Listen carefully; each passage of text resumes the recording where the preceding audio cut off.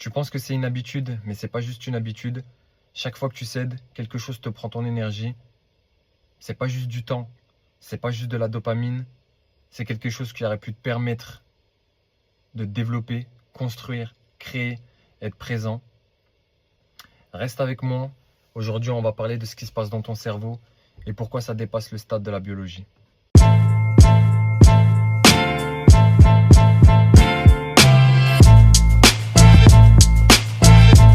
Le cycle est clair. Anticipation, pic de dopamine, tolérance, besoin d'une dose plus forte pour le même effet. Ton cerveau, lui, ne cherche pas le plaisir, il cherche l'anticipation du plaisir. C'est pour ça généralement que le manque fera plus fort que la satisfaction en elle-même. Un exemple concret, le scroll infini, le contenu pour adultes, les notifications. Ton cerveau, en fait, si tu veux, ne fait pas la différence entre être accro à la cocaïne ou être accro au fait de scroller à 2 heures du matin dans ton lit sur les réseaux sociaux. C'est le même circuit, la même prison. Ce qui te faisait vibrer il y a peut-être de cela 5 ans, 2 ans, même 1 an, 6 mois, ne te fait plus aucun effet aujourd'hui. Et en fait, c'est simplement ce qu'on pourrait appeler l'inflation de la tolérance. La tolérance, comme je me répète, c'est une dose plus forte pour le même effet.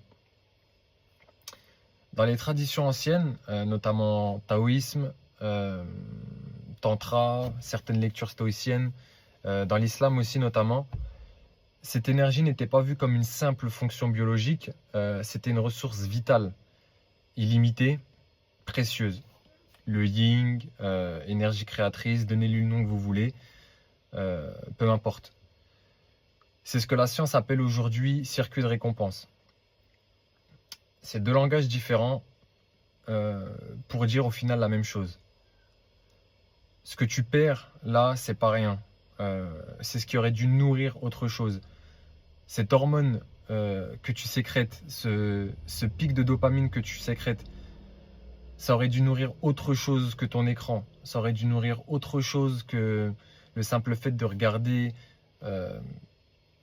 des films, peu m'importe. Ça aurait dû nourrir quelque chose qui t'aurait élevé, qui aurait pu permettre tout simplement que tu crées, que tu sois présent, ancré. Le vrai piège avec l'addiction, c'est que l'addiction se nourrit de la solitude se nourrit de l'addiction. Plus tu t'isoles seul, plus tu consommes, plus tu t'isoles. C'est un peu une sorte d'étau qui se referme sur toi-même sans bruit. Et ce qu'il faut savoir avec tout ça, c'est que ce vide, en fait, que tu essaies de combler à chaque cycle, ce n'est pas un vide social, c'est pas un vide de sens, c'est un manque de connexion avec quelque chose de plus grand que toi-même. L'addiction, dis-toi bien ça, que l'addiction, en fait, c'est une tentative ratée de remplir un manque interne, existentiel, avec un plaisir immédiat, donc tout de suite. Ça marche jamais, pourquoi? Parce que il y a une différence de nature entre ce que tu cherches et ce que tu prends. Voilà pourquoi ça ne marchera jamais. Peu importe l'addiction avec laquelle, on va dire, tu es prise, elle ne comblera jamais le manque profond interne que tu as. Des hommes ont fait face d'ailleurs à cette problématique, à cette même bataille, je dirais, bien avant nous, bien avant les écrans, bien avant le fait de scroller, bien avant le fait d'avoir accès au contenu pour adultes.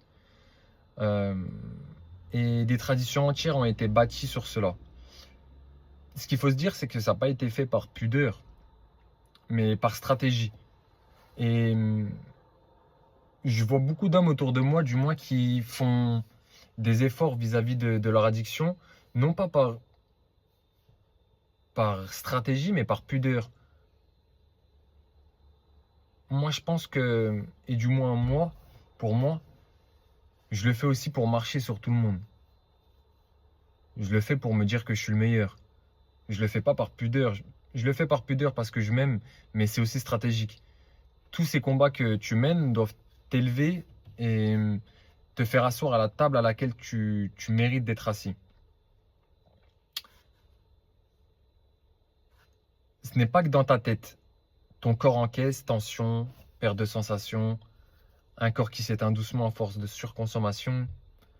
Ton corps n'est pas une machine à réparer, c'est un territoire. Et un territoire, soit tu le gouvernes, soit quelque chose d'autre le gouverne à ta place.